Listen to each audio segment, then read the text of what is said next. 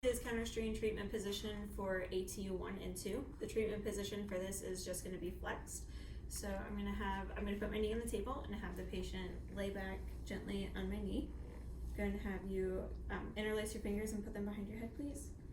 And then my arms are too short to reach around, so I'm going to just reach through, feel the tender point, and then flex her until there's a reduction in her pain. And then just hold that treatment position.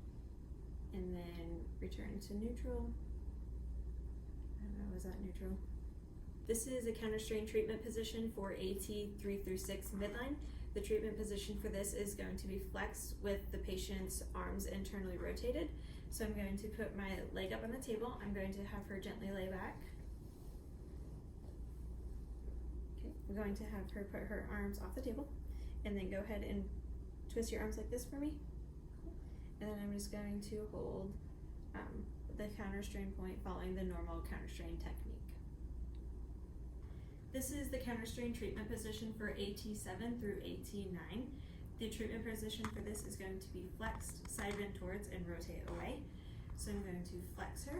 I'm going to put my knee on the opposite side that I want to side bend her towards. So since I'm treating the left, I'm going to want to side bend her left.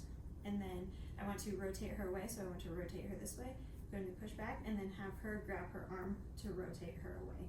And then follow the normal Counterstrain technique for that, then return her to neutral. This is Counterstrain treatment position for AT 9 through 12.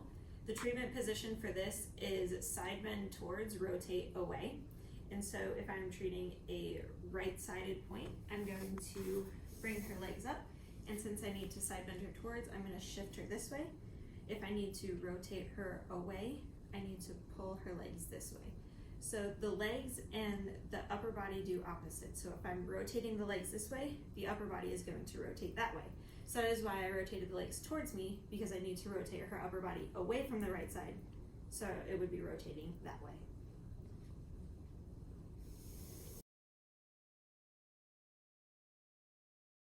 This is Counterstrain treatment position for the rhomboid minor and the rhomboid major.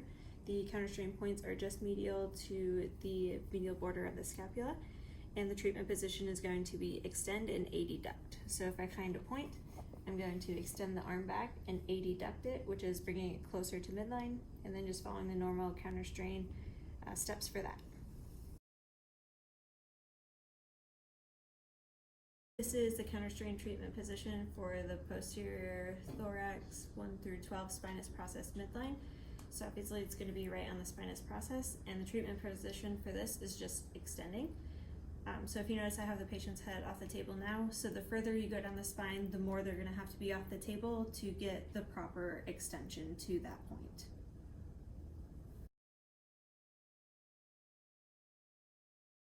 This is Counterstrain treatment position for PT 1 through 4 spinous process and ferolateral. So these points are just lateral to the spinous process of T1 through T4. And the treatment position for this is extend, side bend away, rotate away. So if I'm treating her right side, I'm going to extend her. I'm going to side bend her to the left and rotate her to the left and follow the normal Counterstrain plan for that, and then return her to neutral. This is Counterstrain treatment position for PT 5 through 9 spinous process and ferolateral. So again, these points are going to be just lateral to the spinous process. And so I'm going to find my point. I'm going to stand on the same side of my point. I'm going to have my patient rotate her head the opposite way. So go ahead and look to your right for me. I'm going to move the arm on the same side as the point up over her head. And then with this arm, I'm going to pull it posterior and caudally to get the treatment position of extended, side bend away, and rotate away. This is Counterstrain treatment position for PT 10 through 12 spinous process and ferolateral. So again, this point is going to be just lateral to the spinous process of T10 through T12. And so you are going to stand on the opposite side of the tender point. So the tender point would be on the right side of the patient. And for this, you can either side bend away or you can side bend towards, depending on what makes the patient feel better. So for this example, I'm just going to side bend away.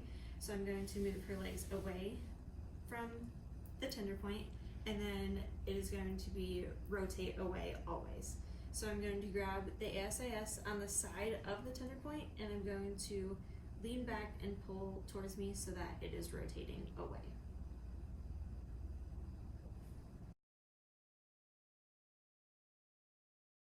This is the Counterstrain treatment position for the posterior thorax T1 through T9, the transverse process.